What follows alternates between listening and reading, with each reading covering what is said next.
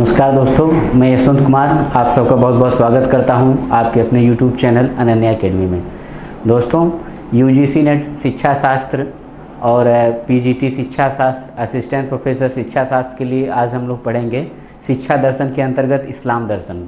ठीक है, तो इस्लाम दर्शन क्या है, इस्लाम दर्शन के प्रमुख सिद्धांत कौन कौन से हैं, इस्लाम दर्शन की तत्व मीमांसा क्या है, इस्लाम दर्शन की ज्ञान मीमांसा क्या है, और इस्लाम दर्शन के अनुसार शिक्षा कैसी होनी चाहिए, इस्लाम दर्शन के अनुसार छात्र शिक्षक विधियाँ, उनकी पाठ्यचर्या आदि का बहुत विस्तार पूर्वक वर्णन करेंगे। ठीक है, तो दोस्तों सबसे पहले हम लोग परिचय प्राप्त कर लेते हैं कि इस्लाम दर्शन की स्थापना किसने किया था। तो इस्लाम दर्शन की स्थापना किया था मोहम्मद साहब ने। ठीक है, और इनका जन्म 53 हिजरी पूर्व हुआ था अरब में। 53 हिजरी पूर्व मतलब 22 अप्रैल 571 को, अगर इंग्लिश कैलेंडर के अकॉर्डिंग जाना जाए। और इनके पिता का नाम था अब्दुल मुतब्बिल और इनकी माता का नाम था आमिना। और इनके जन्म के बाद ही इनकी माता की मृत्यु हो गई थी, तो इनका पालन पोषण हलीमा सादमा नामक एक दाई ने किया था। तो दोस्तों इन्होंने मोहम्मद साहब जो थे उन्होंने अपना जीवन एक व्यापारी के रूप में शुरू किया। अपने चाचा के साथ मिलकर इन्होंने एक व्यापार की शुरुआत किया और उस व्यापार में इनको बहुत लाभ हुआ। धीरे धीरे इनकी कीर्ति फैलती गई और इनके बारे में एक बात फैल गई कि ये जिस भी व्यवसाय में हाथ डालते हैं उसमें बहुत अधिक लाभ होता है। तो ये बात सुनकर के एक महिला, खदीजा नामक एक महिला थी, वो विधवा थी और उसके पास बहुत सारा पैसा था, बिजनेस था। तो उसने प्रभावित होकर के इनके साथ व्यवसाय करने का प्रस्ताव रखा। इन्होंने उसके साथ व्यवसाय किया और उसमें भी बहुत लाभ कमाया। बाद में इससे प्रभावित होकर खदीजा ने मोहम्मद साहब से विवाह कर लिया। तो इनकी पत्नी का क्या नाम था? खदीजा। लिख देते हैं, इनकी जो पत्नी थी उसका नाम क्या था? खदीजा। ठीक है, तो उससे विवाह होने के बाद ये अपना जीवन एक सफल व्यापारी के रूप में इन्होंने शुरू किया। और कभी कभी ये अपना एकांत समय बिताने के लिए हीरा नामक पहाड़ी पर ये कभी कभी अपना खाली समय बिताने के लिए जाते थे और वहाँ पर काफ़ी समय तक एकांत होते थे, ध्यानमग्न होते थे, ईश्वर को ध्यान लगाते थे। तो ज्ञान प्राप्त करने के लिए इन्होंने काफ़ी 6 महीने तक वहाँ पर रह करके उन्होंने तिलावत किया, इबादत किया। उसके बाद जिब्राइल प्रकट होता है। जिब्राइल क्या था? ये खुदा का दूत था, भेजा हुआ दूत था जिब्राइल। ठीक है, तो जिब्राइल प्रकट हुआ और उसने मोहम्मद साहब को अल्लाह के सच्चा ज्ञान दिया। और जो ज्ञान उसने अल्लाह का सच्चा ज्ञान दिया उसी को मोहम्मद साहब ने लिपिबद्ध किया। और लिपिबद्ध करने के बाद वही ज्ञान जो है कुरान शरीफ के नाम से जाना जाता है। तो कुरान शरीफ की रचना मोहम्मद साहब ने किया, लेकिन वो ज्ञान उनको मिला कहाँ से था? जिब्राइल से। हीरा नामक पहाड़ी थी, उस पहाड़ी में एक छोटी सी गुफा थी, उसी गुफा में ध्यानमग्न होकर मोहम्मद साहब बैठते थे प्रायः। तो एक बार वो 6 महीने तक कंटिन्यू बैठे रह गए ज्ञान प्राप्त करने के लिए। और तब वहाँ पे खुदा का भेजा हुआ दूत जिब्राइल पहुँचता है और उन्हें अल्लाह का ज्ञान देता है।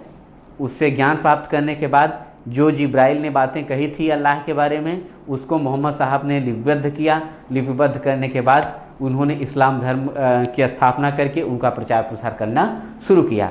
तो जब उन्होंने इस्लाम धर्म की स्थापना किया और इस्लाम धर्म को आगे बढ़ाने लगे तो बहुत तेज़ी के साथ उनके साथ अनुयायी जुड़ने लगे। जब उन्हें चाहने वालों की जैसी जैसी संख्या होती गई वैसे वैसे इनका विरोध करने वाले भी बढ़ते गए। फिर उन्हें लगा कि अब मेरी जान को यहाँ पे खतरा है, तो वे मक्का छोड़ करके मदीना चले गए। ठीक है, तो उनके मक्का छोड़ करके मदीने जाने की घटना को ही हिजरी के नाम से जाना जाता है। हिज का मतलब होता है एक स्थान से दूसरे स्थान पर जाना। तो इसीलिए मक्का से मदीना की जब इन्होंने यात्रा किया तो उनकी यात्रा को से ही हिजरी संवत की शुरुआत मानी जाती है। ठीक है, तो अब इन्होंने मक्का से मदीना पहुँचे, वहाँ पर भी उन्होंने इस्लाम का प्रचार प्रसार शुरू किया। तो उन्होंने इस्लाम धर्म का प्रचार प्रसार करते समय मदीना में बहुदेवत्ववाद का खंडन किया। उन्होंने कहा कि जो ईश्वर होता है वो एक होता है, बहुत सारे ईश्वर नहीं होते हैं। ठीक है। इसके बाद एक 10वीं हिजरी को उन्होंने अंतिम हज किया और उसमें ऊँटनी पर बैठ करके उन्होंने लोगों को उपदेश देना शुरू किया और उनकी बातों को सुनने के लिए 1.5 लाख लोग एकत्रित हुए, उनको संबोधित किया। इसके बाद उनकी मृत्यु हो गई। ठीक है। अब हम बात करते हैं, ये तो परिचय था इस्लाम दर्शन का कि किस प्रकार से इस्लाम दर्शन की स्थापना हुई, इस्लाम दर्शन के संस्थापक कौन थे, उनके माता पिता का क्या नाम था, आदि बातों को हम लोगों ने भी देखा। अब हम बात करते हैं कि इस्लाम दर्शन की तत्व मीमांसा क्या है, इस्लाम दर्शन की ज्ञान मीमांसा क्या है और इस्लाम दर्शन की आचार मीमांसा क्या है। ठीक। तो अब हम इस पे बात करेंगे और विस्तार पूर्वक, चूँकि तत्व मीमांसा, ज्ञान मीमांसा और आचार मीमांसा ऐसी चीज़ है कि इसके अध्ययन करने के पश्चात कोई भी दर्शन हो वह स्वयं स्पष्ट हो जाता है।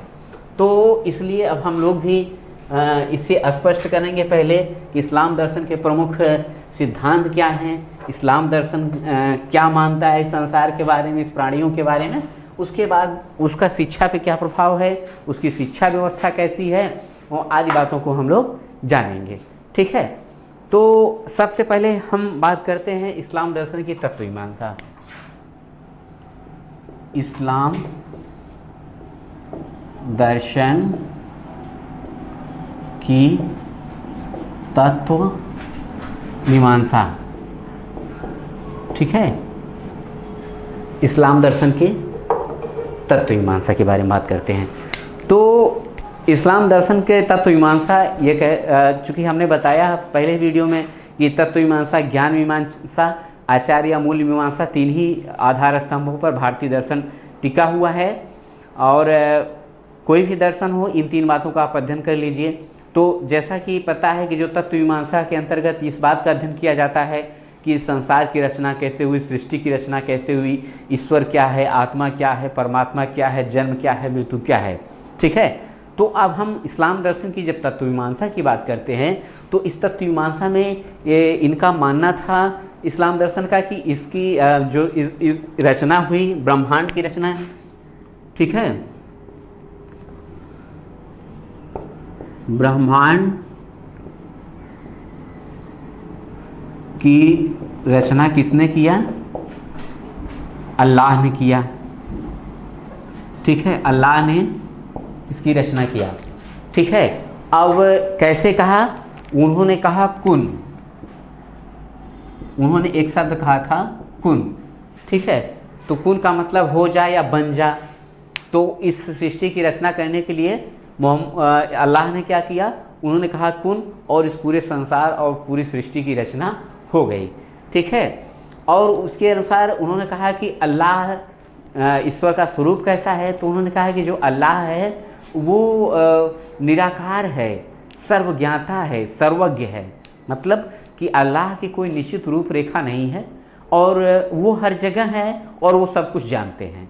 दुनिया का ऐसा कोई रहस्य नहीं है जिसे अल्लाह नहीं जानता, वो सब कुछ जानता है। और धरती का ऐसा कोई कोना नहीं है जहाँ पर अल्लाह नहीं है। ठीक है। इसीलिए उन्होंने कहा कि अल्लाह जो सर्वज्ञ है, निराकार है और हर जगह पर है, दयालु है और सर्वशक्तिमान है। इस दुनिया में जितनी भी ताकतें हैं सब उस खुदा या अल्लाह के अधीन हैं, उसी में रह कर के प्राणी अपना कार्य करते हैं। इन्होंने कहा कि मानव जीवन का जो मुख्य उद्देश्य है वो है अल्लाह की इबादत करना, अल्लाह को पाना है और अल्लाह के बताए गए मार्ग पर चलते हुए अपने जीवन को सफल बनाना है। और उन्होंने कहा जो जीवन था, उन्होंने कहा कि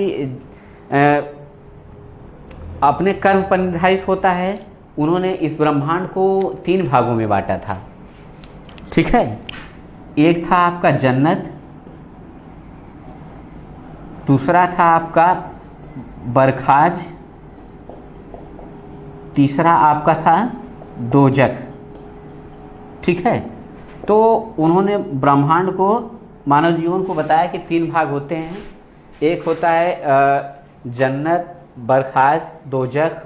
ठीक है। ये उन्होंने मानव के मृत्यु के बाद के 3 स्टेप बताए। ठीक है, तो मानव की जब मृत्यु होती है तो उसके बाद वो 3 लोगों से होकर गुजरता है। आप जन्नत क्या है, जन्नत और दोजख ये स्वर्ग और नर्क है, सीधी सी बात है। जैसे अपने यहाँ स्वर्ग है तो उनके यहाँ जन्नत है इस्लाम दर्शन में, वैदिक दर्शन में जो नर्क है वही इनका दोजख है। लेकिन एक नया कॉन्सेप्ट है बरखाज का।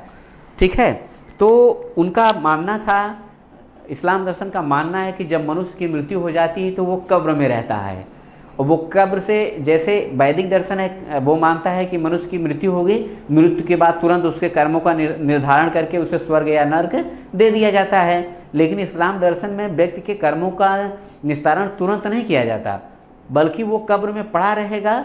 जब कयामत की रात आएगी, जब दुनिया में कयामत होगी, कयामत के बाद जितने भी कब्र में लोग सोए हुए हैं वो सब उठ जाएंगे, फिर अल्लाह उनका हिसाब करेगा कि उन्हें दोजख में जाना है या जन्नत में जाना है। तो जितना समय वो कब्र में बिताएंगे, यानी मृत्यु के बाद से लेकर के कयामत की रात आने तक कि जो बीच का समय है उसी को बरखाज कहते हैं। यानी जो जीवन आप मृत्यु के बाद कब्र में बिताओगे वो आपके जो कब्र का जीवन है वो क्या कहलाएगा, बरखाज कहलाएगा। जब कयामत आ जाएगी, कयामत के बाद आपको खुदा आपके कर्मों का लेखा जोखा करेगा, लेखा जोखा के बाद या तो आपको जन्नत मिलेगा या तो आपको दोजख मिलेगा। ठीक है, ये इनका था मृत्यु के बाद का जो 3 जगत है। तो ये दर्शन काफ़ी अलग दूसरे दर्शन से बनाता है इसकी यही विचारधारा। ठीक है, जबकि वैदिक दर्शन में देखा जाए तो मनुष्य की मृत्यु हुई और मृत्यु के बाद उसके तुरंत उसके कर्मों का निर्धारण हो गया, या तो उसे स्वर्ग में भेज दिया गया या तो उसको नरक में भेज दिया गया। ठीक है, और दूसरी चीज़ ये पुनर्जन्म में विश्वास नहीं करते थे कि एक बार इंसान हुआ, इसीलिए तो इन्होंने बरखास्त की बात की है ना। अपने यहाँ तो उसको कर्म के अनुसार उसको स्वर्ग नरक मिला तो उसको फिर से जन्म लेना पड़ा। लेकिन अब बहुत अच्छा कर्म है तो स्वर्ग में चला गया हमेशा के लिए। इनका ऐसा नहीं था। ये अभी एक जब से इस्लाम धर्म की स्थापना हुई है, कयामत अभी तक नहीं आई है। यानी तब से लेकर अब तक जितने भी मुस्लिम दर्शन के मानने वाले हैं, अभी किसी को स्वर्ग या नरक की प्राप्ति नहीं हुई है। अभी वो बरखाज के ही अंतर्गत हैं, अभी कयामत होनी है। तो और चूँकि ये पुनर्जन्म में विश्वास नहीं मानते थे। ठीक है, ये बोलते थे कि एक बार मनुष्य आया फिर उसके बाद चला जाता है कब्र में। ये इस्लाम दर्शन की तत्व मीमांसा थी। अब हम पढ़ेंगे इस्लाम दर्शन की ज्ञान मीमांसा। ठीक है, तो ज्ञान मीमांसा के अंतर्गत हम क्या पढ़ते हैं कि कोई दर्शन है वो ज्ञान को क्या मानता है, ज्ञान प्राप्त करने की विधियाँ क्या है, वास्तविक ज्ञान है और क्या है सच्चा ज्ञान क्या है। तो इस्लाम के अनुसार ज्ञान अमृत है, और उन्होंने भौतिक और आध्यात्मिक दोनों तरह के ज्ञान की बात किया और बताया कि कुरान शरीफ में जो बातें लिखी हैं वही सच्चा ज्ञान है। पहली बात ज्ञान क्या है, तो ज्ञान बताया कि ज्ञान अमृत है। फिर बताया कि सच्चा ज्ञान क्या है, तो उन्होंने बताया कि जो कुरान शरीफ में बातें लिखी गई हैं, जो जिब्राइल ने मोहम्मद साहब को बताया था, वो सच्चा ज्ञान है। हाँ, आप एक बात और रखिए कि मोहम्मद साहब इस्लाम धर्म के संस्थापक जरूर थे, लेकिन वो खुदा नहीं थे या वो अल्लाह नहीं थे। बाद में वो अल्लाह के पैगंबर कहलाए। ठीक है, कभी कभी लोग कंफ्यूज हो जाता है कि हाँ अल्लाह यही हैं क्योंकि इन्होंने इस्लाम दर्शन की स्थापना किया, ऐसा नहीं है। ठीक है, तो फिर उन्होंने बताया कि जो ज्ञान होते हैं वो 2 प्रकार के होते हैं। कौन कौन से? भौतिक ज्ञान और आध्यात्मिक ज्ञान। तो कुरान में जो भौतिक ज्ञान है उसको प्राप्त करने के लिए 3 साधन बताए गए हैं। ज्ञान प्राप्त करने की विधियां भी तो आप ज्ञान मीमांसा के अंतर्गत पढ़ेंगे। तो उन्होंने कहा कि जो ज्ञान होता है उसको प्राप्त करने के 3 रास्ते हैं। पहला है इल्मुल यकीन, पहला आपका है इल्मुल यकीन। ठीक है, इसको दूसरे कलर से लिखा जाए, यहाँ पे इसे नहीं समझ में आ रहा है। ज्ञान जो है 3 प्रकार का होता है प्राप्ति के साधन। एक होता है इल्मुल यकीन। ठीक है, यह इल्मुल यकीन किस प्रकार का ज्ञान है? अनुमान। जो अनुमान के द्वारा ज्ञान हम प्राप्त करते हैं, इस्लाम दर्शन में उसको क्या कहा गया है? इल्मुल यकीन कहा गया है। ऐनुल यकीन, दूसरा क्या है? ऐनुल यकीन, ये ज्ञान प्राप्ति का दूसरा साधन है। ऐनुल यकीन का मतलब होता है आंखों देखा ज्ञान। जो व्यक्ति आप आंखों से देख करके कोई ज्ञान प्राप्त करता है वो क्या कहलाता है? ऐनुल यकीन। फिर होता है हक्कुल यकीन।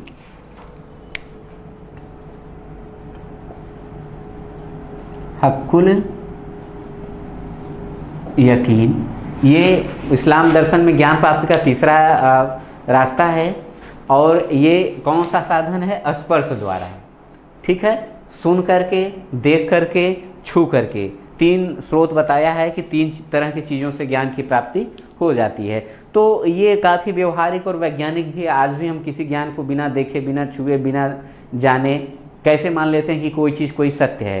तो भौतिकतावादी दर्शन इसीलिए इसे कहा जाता है।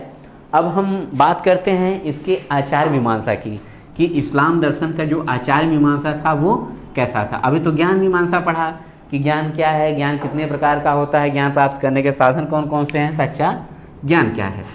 अब हम पढ़ेंगे इस्लाम दर्शन की आचार या कहिए मूल्य मीमांसा। ठीक है, तो ये जो मूल्य मीमांसा है ये कहती है, चूँकि काफ़ी नैतिकतावादी दर्शन है, जीवों पे दया करने वाला दर्शन है, इसलिए चूँकि अगर इस्लाम शब्द का अर्थ आप जानिए, इस्लाम शब्द का जो शाब्दिक अर्थ होता है वो होता है शांति। ठीक है, तो इस्लाम दर्शन में शांति पर बहुत बल दिया गया है कि मनुष्य का जीवन सादगीपूर्ण होना चाहिए, शांतिपूर्वक जीवन व्यतीत करना चाहिए और प्रत्येक व्यक्ति से प्रेम करना चाहिए, वो अपने परवरदिगार से प्रेम करना चाहिए। और इस्लाम दर्शन समानता, भाईचारा मानता है। इसमें किसी प्रकार का कोई छुआछूत नहीं है, इसी में किसी प्रकार का कोई ऊंच नीच नहीं है, सब बराबर हैं, सब को अल्लाह ने बनाया है, इसलिए कोई छोटा नहीं है, कोई बड़ा नहीं है, कोई अपृष्ट नहीं है। तो उन्होंने कहा कि हमेशा अपने कर्मों से इंसान को पाक रहना चाहिए, इसीलिए पाक का मतलब होता है पवित्र। तो इंसान अपने कर्मों से पृष्ठ या अपृष्ट होता है, पाक या नापाक। पाक का मतलब पवित्र, नापाक का मतलब गंदा। तो जो मनुष्य जैसा कर्म करता है उसी प्रकार का वो होता है, जन्म से कुछ नहीं होता। ठीक है, तो ये तो रही इनकी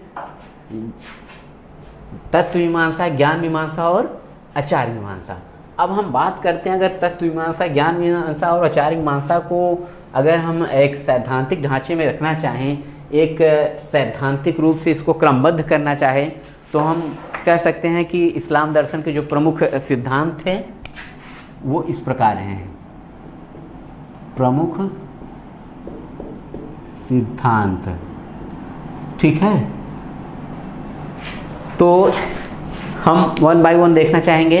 पहला है कि यह संसार अल्लाह द्वारा निर्मित है। पहली बात उन्होंने क्या कहा कि ये जो पूरा सृष्टि है, ये जो पूरा ब्रह्मांड है, उसको किसने बनाया है? अल्लाह ने बनाया है। दूसरी बात इन्होंने कहा कि भौतिक संसार नाशवान होता है और नाशवान होते हुए भी यथार्थ है। ये जो भौतिक संसार है ये नाशवान है, ये समाप्त हो जाएगा, लेकिन इसके बावजूद जो ये है यही यथार्थ है, इसके अलावा कुछ भी यथार्थ नहीं है। और दूसरी बात उन्होंने कहा कि इस सृष्टि में, इस ब्रह्मांड में अल्लाह ही है, वो सर्वोच्च है, सबसे महान अल्लाह है, सर्वश्रेष्ठ प्राणी है। मानव जीवन का जो अंतिम उद्देश्य है वो ये है कि अपने आप को अल्लाह तक पहुंचाना। उसके बाद उन्होंने कहा कि रूह को अल्लाह तक पहुंचाने के लिए इबादत तथा मानव सेवा आवश्यक है। उन्होंने कहा कि अपनी रूह का मतलब होता है आत्मा, अपनी रूह को आप अल्लाह तक तभी पहुंचा पाएंगे जब आप इबादत करेंगे।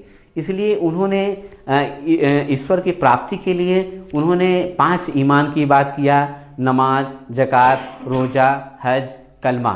तो उसमें उन्होंने कहा कि प्रत्येक दिन हर एक मुसलमान को, सच्चे मुसलमान को दिन में 5 बार नमाज पढ़नी चाहिए, कलमा पढ़ना चाहिए। कलमा में क्या होता है कि कुरान शरीफ की कुछ बहुत महत्वपूर्ण आयतें होती हैं, वो कलमा कहलाती हैं। फिर नमाज है, कलमा है, फिर ज़कात है। ज़कात का मतलब होता है दान देना।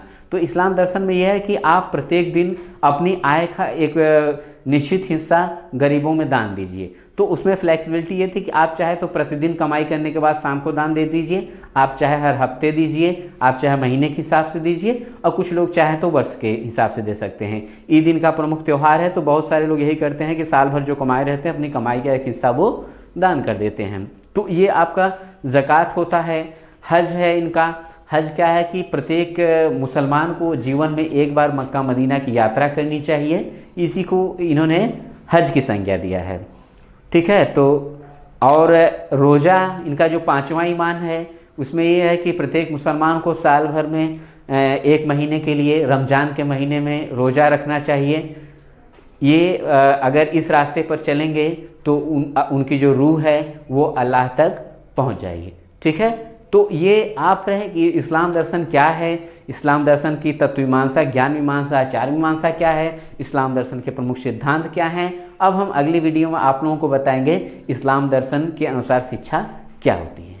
ठीक है। Thank you.